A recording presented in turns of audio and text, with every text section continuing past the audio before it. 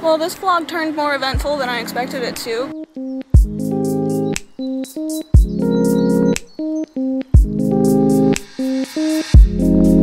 Why hello and welcome back to the channel. In today's video I'm going to be showing you my entire creation process for making online yoga classes here on YouTube.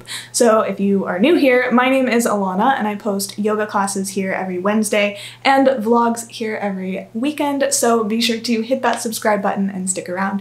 But today I'm going to be walking you through the entire process. I have 2 videos to film today, and instead of staying here in my house, in my bedroom studio, it's too hot in here, so I'm going to drive up to the mountains nearby my house and take y'all along with me.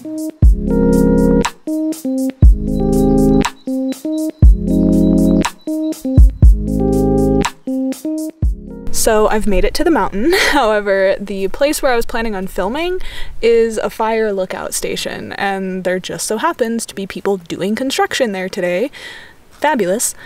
So I've just been kind of wandering around this trail trying to find another spot that I can film, and while I was walking around in circles, I passed this couple with their dog twice, and so the second time they stopped me and they're like, "Are you here to take pictures of the flowers or what? Like, why do you have such a nice camera?" And I was like, "Well, I actually film yoga videos online," and I talked to them for probably like 5 minutes and they asked for my YouTube channel, and it was just super heartwarming because I had a rough morning with teaching children online, and that just really made my day so much better. So just goes to show that not all people are terrible. Some of them can actually make your day. But now I just need to find a different spot to film my class.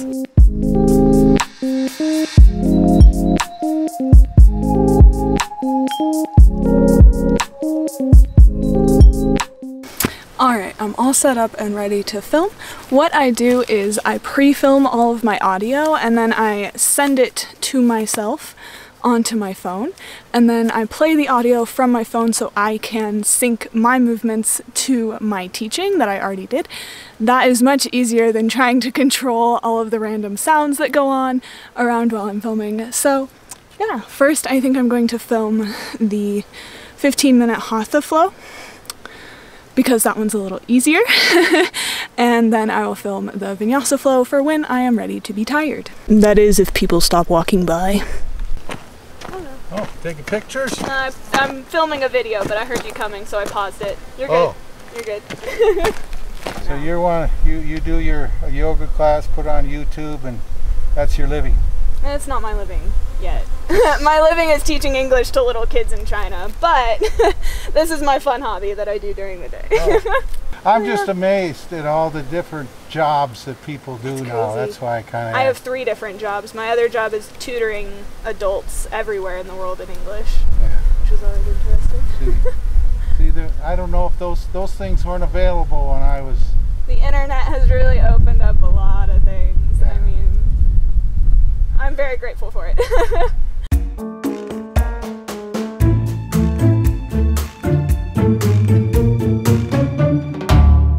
Alright, pro tip number 1, I just rewatched all of the footage to make sure the lighting was good all throughout, because I'm outdoors and sometimes it changes, but today there are no clouds, so it was muy bueno. Now it is time to take the almighty thumbnail photo, and if I ever forget to do this, I just take a screenshot from the video, but it's never quite as good as if I frame the photo in the 16:9 photo. So I'm going to set my interval timer on my Sony A67 camera to take 35 photos with 3 seconds in between every single one of them, and within that time frame I should be able to find a pose from the class that works well in this background. I do usually adjust my seat because this is uncomfortable. I do sometimes adjust the height of the camera if I'm really zooming in on myself, but we'll see. Oh, and I also pick which pose I'm going to do for my thumbnail based on fast forwarding through the video, which pose looks the best. Also peep the backpack holding the weeds down out of frame. I need to tuck those away.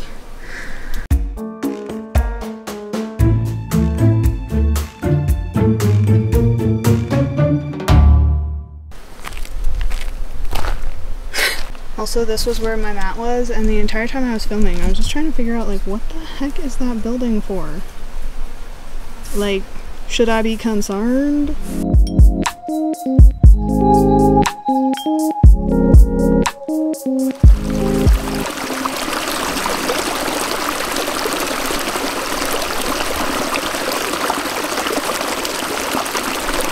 Yo, look at the sap on this tree. It's so cool. I want to touch it.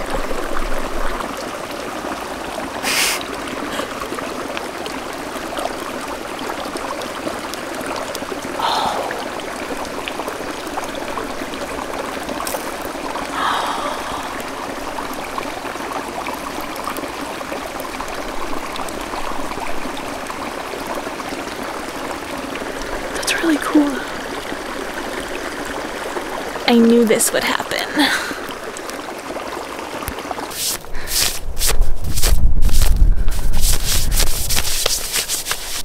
I just filmed the entire intro and outro and I didn't hit record, so I get to do my favorite part of the video over again. I hate the intros and outros. Alright, it's recorded. I'm not sure if I have the energy to film the second class that I was planning on, to be honest, so I might just film that back at home in the morning sometime. Plus there's a ton of people up here and I don't really like that, so I'm just going to sit and enjoy the view here for a little bit longer. Oh, you can't see the view, there you go. And I'll check back in later. I am now back in my car. I looked down at my shoulders and realized I was starting to get burnt, so I needed to book it back to my car. But as I was walking back, I walked past this woman who was walking, wait for it, a donkey.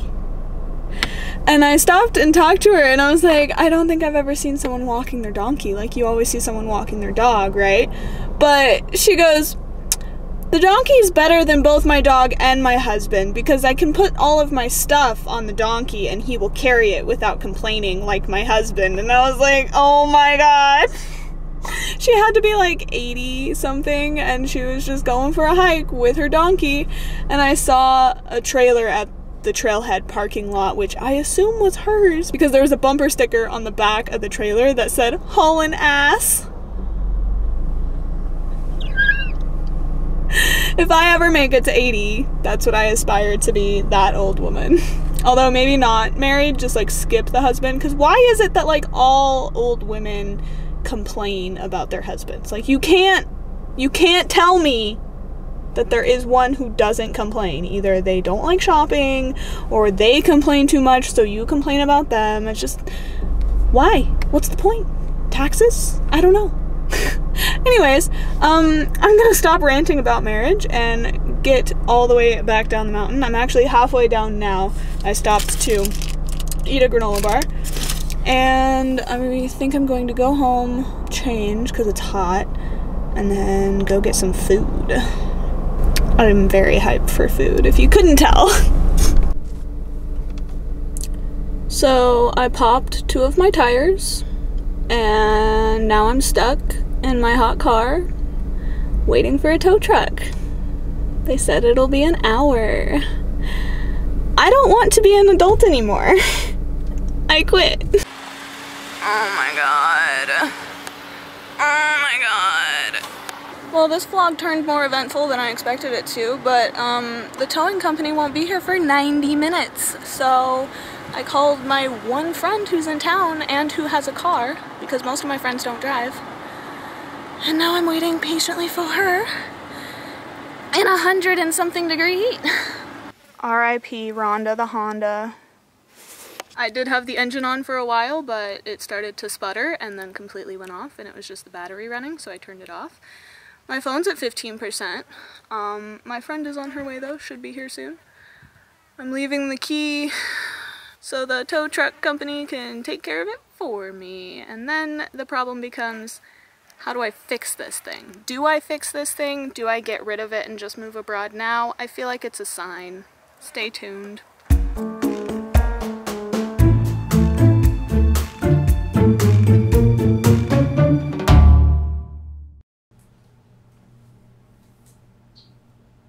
Hello.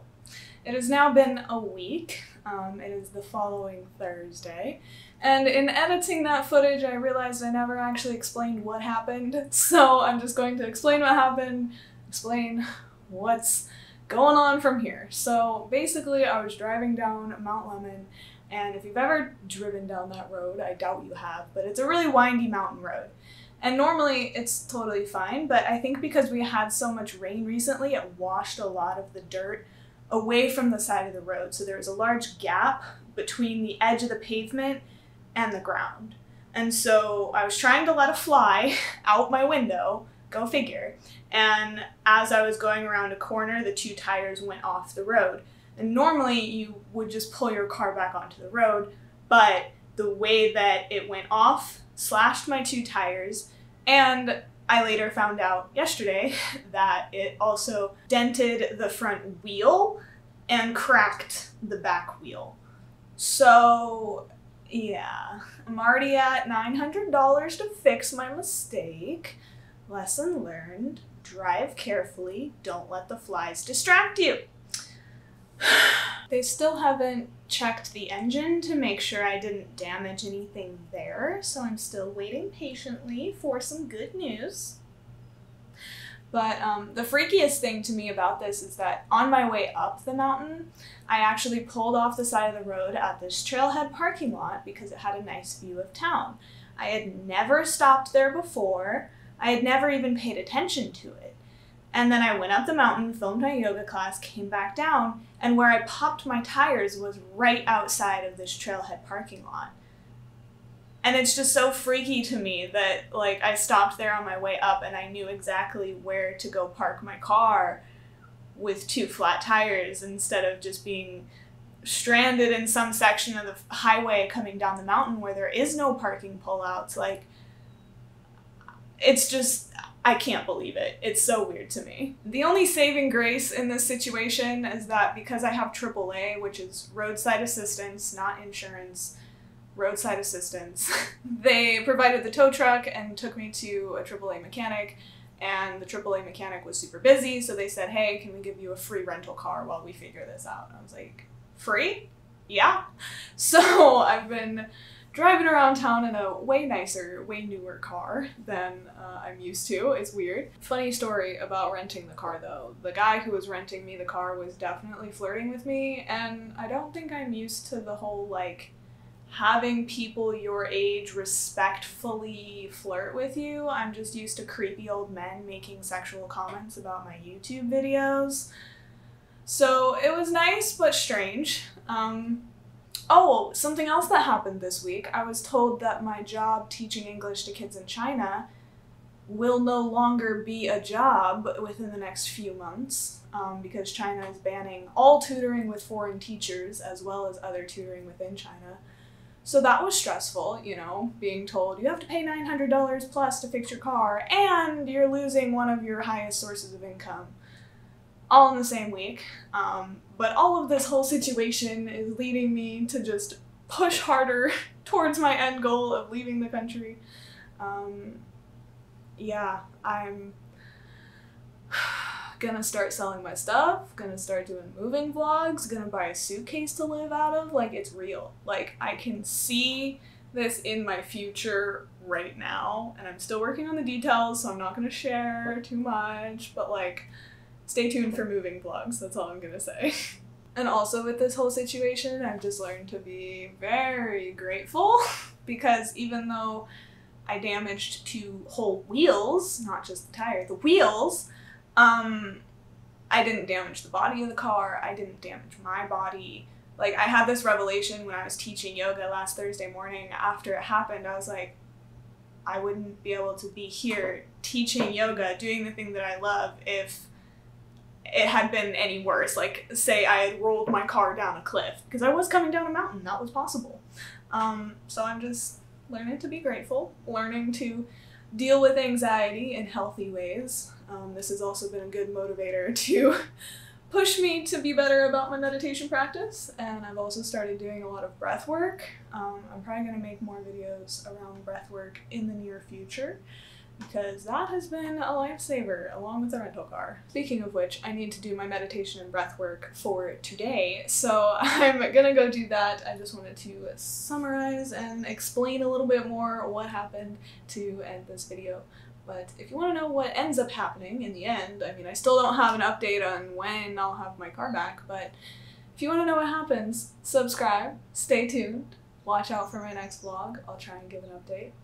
And if you don't care about this, still subscribe, stay tuned for moving vlogs and more free yoga classes here on YouTube. So with that, I hope you guys have a wonderful rest of your day, sending good luck your way, and yeah, bye guys.